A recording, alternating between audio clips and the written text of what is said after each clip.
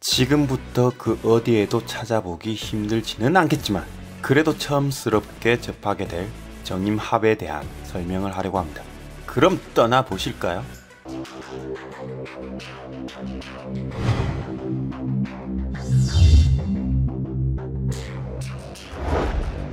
병화는 태양이 떠있는 상태이니 지금 눈에 보이는 현실 세계를 뜻한다. 임수는 태양이 져있는 상태이니 지금 눈에 보이지 않는 비현실 세계, 즉 한동석님의 우주 변화의 원리에서 나오는 그 무형과 유형 중 눈에 보이는 형체를 뜻하는 것은 병화이고, 눈에 보이지 않은 무형의 상을 뜻하는 것이 임수라고 볼 수 있다. 사람의 생각은 항상 이러한 상을 떠올리며 희노애락에 빠져있다. 실제 형체가 없는데도 불구하고 마음이 움직이는 대로, 생각이 가는 대로, 운이 흐르는 대로 좋다 나쁘다의 한난조습 및 천간에 된다 안 된다의 성패에 빠져 흑백 논리 속에서 살고 있는 것이다. 즉 항상 산신과 친구하며 여러 산 중턱 암자에서 지내셨던 부친이 나 어릴 때 항상 하시던 말씀인 네 눈앞에 보이는 게 전부가 아닌기라 는 부친의 그 뜻을 받들고 지금 설명하고 있는 것이 형에 대한 상이라고 볼 수 있다. 나 또한 애고에 감사져 잘 설명할 수 있을지 의문이긴 하다. 만약 사랑하는 가족이 죽음을 맞이했을 때 슬픔이 오는 건 가족에 대한 상이 남아있어서 그런 것이다. 법륜 스님이 가족이 돌아가셨다고 슬퍼하고 있는 질문자에게 3년 뒤에 잊혀질 건데 지금 잊을래 아니면 3년 뒤에 잊을래 하는 그 3년 정도가는 상으로 인해 계속 슬퍼하고 있는 것이다. 만약 결혼하자마자 사별을 했다고 치면 남편이라는 상과 부인이라는 상을 계속 떠올리며 슬퍼하고 있는 것이다. 이미 세상을 떠나 형체가 없는데도 불구하고 상이 남아있는 것이다. 그래서 슬픈 것이다. 이 간단한 이치에 누군가와 헤어져 슬퍼하고 있었던 것이었다. 하지만 슬픔이라는 애고라는 것이 있어 잘 헤어나오질 못하는 것이 인간이기에 그 습이 남아 계속 윤회를 하고 태어나자마자 죄인이라고 했던가. 이 상과 더불어 정임합에 대한 설명을 최대한 과학적 관점에서 그리고 애고적 관점에서 관찰해보자. 수많은 임수라는 데이터와 세상의 모든 잡다한 상식과 지식 속에서 병화라는 눈에 보이는 형체를 지나 열정과 패기로 바뀐 정화와 합을 하는 것이다. 자, 예를 들면 이렇다. 욕조에 물을 받아 목욕을 한 후 조그만 하수구로 물을 흘려보내면 회오리가 생기며 물이 빠져나간다. 이 회오리가 정임합이다. 아르키메데스가 목욕탕에서 아마 이 수체 구멍으로 빠져나가는 이 회오리를 보며 유레카를 외쳤을 가능성이 있고, 수많은 지식의 산물을 다 끌어와 정화로 집중력을 발휘하며 이러한 목이라는 새로운 학설을 만들어내는 것 또한 정임합이다. 대기 중에 온갖 음량이 만나 세상을 뒤엎기 위해 허리케인이 생긴다. 이는 자연의 이치이며 자연의 극이자충이고 기존의 자연을 뒤엎고 새로운 생명체 탄생에 더욱 박차를 가하는 하나의 과정에 불과하다. 이 허리케인이 새로운 목을 지향하는 정임합이다.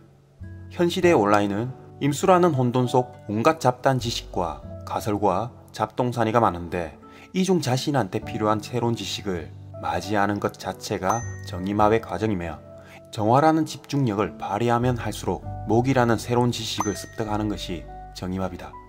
이때 머릿속에서 소용돌이가 치고 있는 것이다. 그리고 정임합이 음란지합이라는 것은 누구나 들어봤을 것이다. 그럼 증명해볼까? 자, 더운 여름 해변가에 나간 남명들은 수많은 임수의 여명들을 보며 자동 시스템으로 머리에서 전달받은 소용돌이가 몸에 전달되어 번식 보존의 법칙에 의해 애국가를 부르며 지죽볶고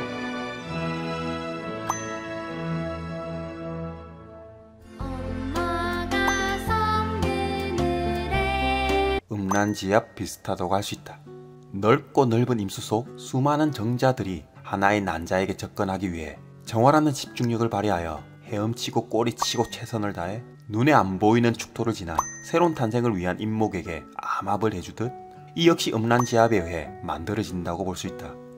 수많은 임수라는 여러 유형의 인간들 속에 내가 마음에 드는 이성이 나타나면 열정적으로 윙크하고 술 먹고 결혼하자고 하는 이런 과정이 음란지압으로 보일 수 있다.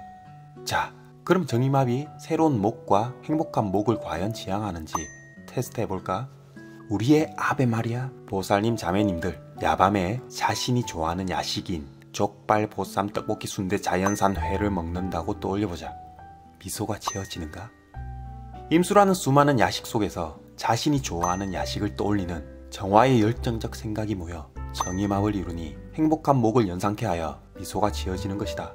그렇다면 우리의 아빠 마리아 처사님, 형제님들, 야밤에 자신이 좋아하는 야동?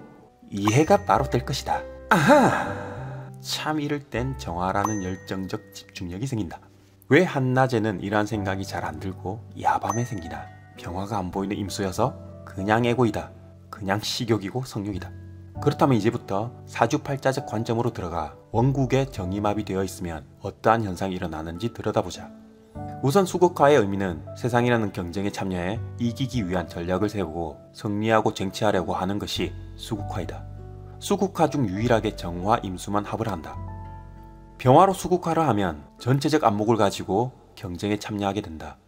임수를 보면 전투적으로 변하고 개수를 보면 지혜적으로 헤쳐나간다. 정화 개수와 병화 임수가 전극을 하기 때문에 전투적인 성정이 되고 가장 병화를 도모하며 가는 수국화 합이 정의합이다.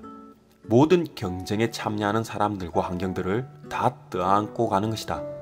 나한테 필요한 경쟁자든 아니든 결 속에서 겉으로 좋은 게 좋은 거라며 속으로 경쟁을 하고 있는 것이다. 원국 자체에서 간목이 있으면 이미 나와 있는 목표이기 때문에 이 간목이라는 목표를 설정해 두고 누구든 결의를 맺거나 결탁해서 하모니적 경쟁을 펼치는 것이다. 모든 수국화는 토의 유무에 따라 타고난 성정이 바뀐다. 천간의 수국화가 된 명식은 겉으로는 온화해 보이지만 속으로 항상 경쟁에서 우위를 차지하려고 전략을 세우는데 토가 없으면 감정에 치우쳐져 이를 그르치게 되는 것이다. 어떤 계기에 의해 도끼만 품게 될 수도 있는 대목이다. 토가 있어야 현재의 상황을 고려하게 되고 미래를 위해 현재를 다져나가 기토라는 노력과 무토라는 경험을 쌓게 한다. 그런 다음 경쟁에서 우위를 가져가는 것이다. 따라서 성공적으로 이기기 위한 타이밍이 토에서 조절되는 것이다. 여기서 수국화가 정의마보로 되어 있으면 천천히 묵묵히 상황을 바라보며 타이밍을 계산하게 된다. 그리고 모든 처해진 상황이든 인연이든 다 합을 하여 받아들이고는 때를 기다리는 것이 똑똑하다고 소리를 듣는 정의합이다. 토가 있는 정의합은 상대방이 화를 내더라도 기다릴 줄 안다. 그동안 모든 임수라는 데이터를 다 소집한 후 정화의 열정으로 스캔하고 한 방을 노려 상대방의 화난 상태를 제압한다. 허나 토가 없으면 자신의 한 방으로 같이 화내고 있는 것이다. 그리고 만약 정화일간이 임수가 옆에 있어 정의합을 하고 있으면 임수라는 정관의 보호를 받기 위해 임수를 활용하는 것이다. 개수일간 무토는 종속적 관계이고 정화일간 임수는 적과의 동침이다. 내가 싫고 좋고를 떠나 목적에 부합하면 보호를 받으려고 하는 것이다.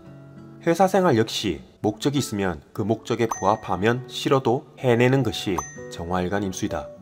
정화라는 열정과 꾸준함이 임수라는 수를 봤으니 목적인 목을 위해 달리게 되고 화생토의 쎄 빠짐의 과정과 토생금의 가치를 높이기 위한 단계를 뛰어넘어 바로 최고 권력인 임수와 합을 하려고 하는 것이다.